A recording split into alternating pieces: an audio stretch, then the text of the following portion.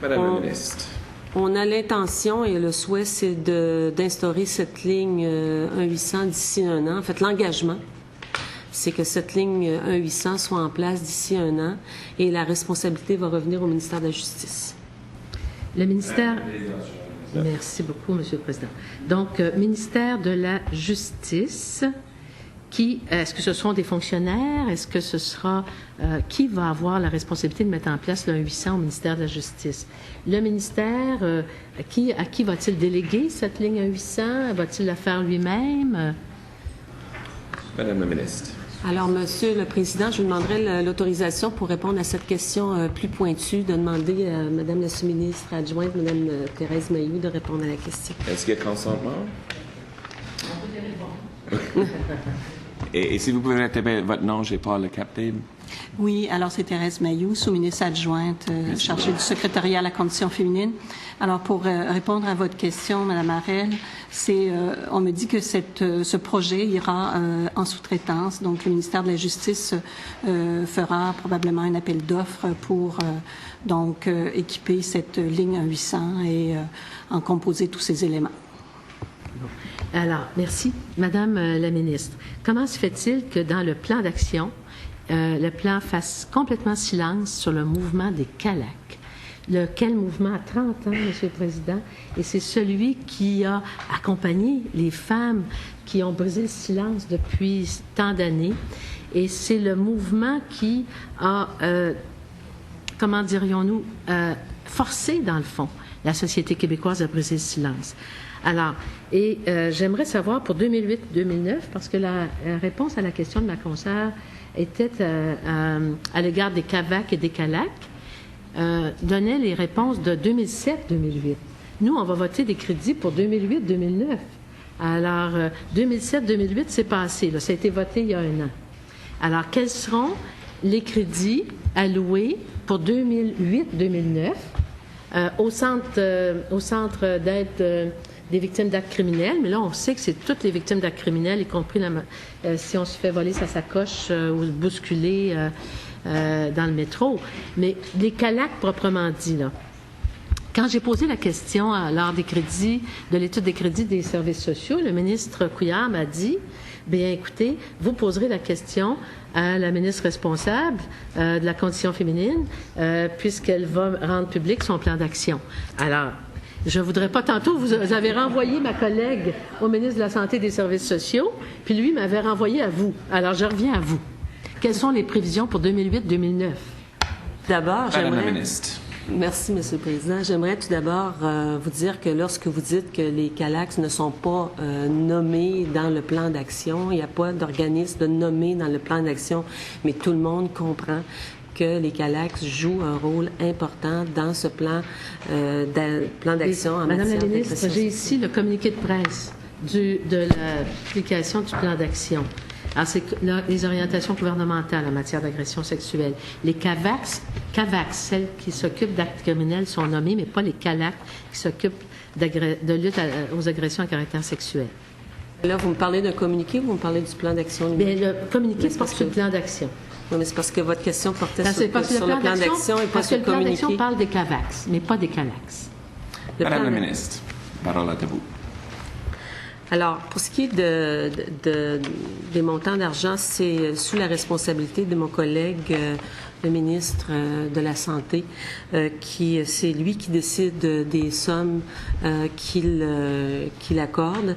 C'est lui, ce sont ses décisions. Je lui fais des représentations. J'ai pris bonne note du commentaire des CALAC et c'est clair que ma tâche comme ministre de la Condition féminine, c'est de faire des représentations. Mais quand on parle de budget, de 2002 à 2008, il y a quand même eu une augmentation qui est à 5,9 millions de dollars et les budgets ont augmenté à 9,3 millions de dollars. Alors, ne sous-entendez pas, ne supposez pas que les CALAC n'ont pas d'argent supplémentaire. Les budgets sont que 28 des 42 organismes comme je dois vous dire que les... Compléter ma La réponse. réponse, Madame la ministre, Il y très a rapidement. 42 organismes communautaires qui offrent des services aux victimes d'agressions sexuelles. Et parmi ces 42, il y a 28 qui sont membres du regroupement des CALAX. Je connais ce mouvement depuis plusieurs années. Je pense que la première présidente de du regroupement a été Madame Diane Lemieux, si ma mémoire est bonne. Et et Madame Diane Lemieux a eu un rôle important à jouer dans le développement des CALAX. Donc c'est un regroupement qui est important au Québec. On connaît le rôle qu'il joue et c'est clair que le rôle que les CALAX vont jouer dans ce plan d'action en matière d'agression sexuelle est un rôle majeur et important. Malheureusement, c'est pas clair. Malheureusement, c'est pas clair, Monsieur le Président. Je sais d'ailleurs qu'au moment où on se parle, il y a beaucoup de porte-parole de CALAX qui nous écoutent en espérant qu'il y ait cet engagement autre que verbal de la ministre.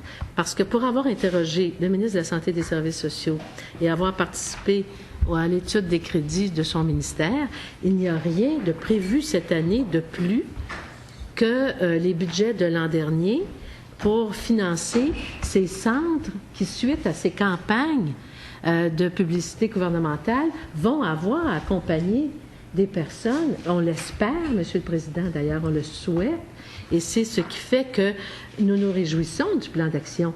Mais il faut ajuster ces actes à ces paroles. Alors, en définitive, ni sur la ligne 800. Imaginez-vous, ça ne sera pas avant 1 an, nous dit-on, alors que c'est maintenant qu'il faudrait qu'elle soit en place pour recevoir la publicité gouvernementale. C'est maintenant qu'elle a lieu. Et c'est maintenant, vous savez que c'est souvent des tragédies enfouies dans la petite enfance, tout ça. Alors c'est maintenant, là, il doit y avoir un accompagnement. Et ce qu'on comprend, c'est à part les bonnes intentions, mais ça, en politique, vous savez, les bonnes politiques, les bonnes intentions, on dit que l'enfer est pavé de bonnes intentions, alors que pour aller au ciel, là, il faut avoir des engagements. Alors, quels sont-ils à l'égard des CALAC? Je rappelle que l'étude qui a été menée évalue que à peine 20 des besoins des CALAC sont répondus, que la liste d'attente, c'est une liste d'attente, là, avant même la campagne de publicité. Madame la ministre, il vous reste 2 minutes pour répondre à la question. Bien, Monsieur le Président, je connais l'habilité de Madame la députée. Il ne faut pas non plus laisser entendre aux gens qui nous écoutent qu'il n'y a pas de ligne téléphonique présentement pour répondre aux appels des victimes d'agressions sexuelles au Québec. C'est tout à fait faux. Il y a une ligne 1-800-CAVAX. Est-ce que je peux finir de répondre? Oui, la Madame réponse était la parole est à la ministre, s'il vous plaît. Présentement, c'est la ligne 1-800-CAVAX. Ce qu'on veut, c'est on s'engage à ce que d'ici 1 an, il y ait une ligne téléphonique pour les victimes d'agressions sexuelles. Mais présentement, les personnes qui sont victimes d'actes criminels au Québec, et l'agression sexuelle, c'est un acte criminel, peuvent en tout temps faire appel à la ligne 1-800-CAVAX. Et ça, c'est très, très clair. Il faut pas laisser sous-entendre qu'il n'y a pas personne qui répond. Là. C'est pas...